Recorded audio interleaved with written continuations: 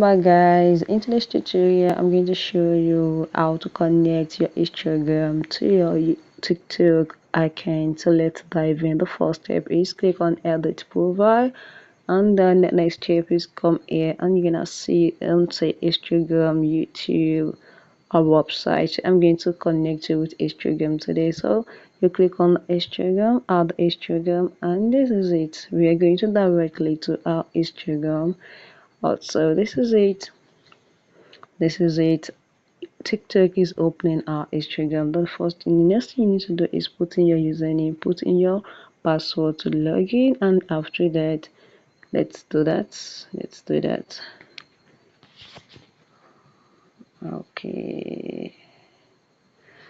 Okay guys, so just put everything there. Also put everything there, click on login, and you'll be automatically direct to your Instagram, and you have connect your Instagram to your TikTok. So guys, if you found this video helpful, click the like button, share and subscribe. And if there's any other thing you wanted to know, you are free to drop it on the comment section, and trust me, I'm going to do a tutorial on it. So I get you guys. Thank you.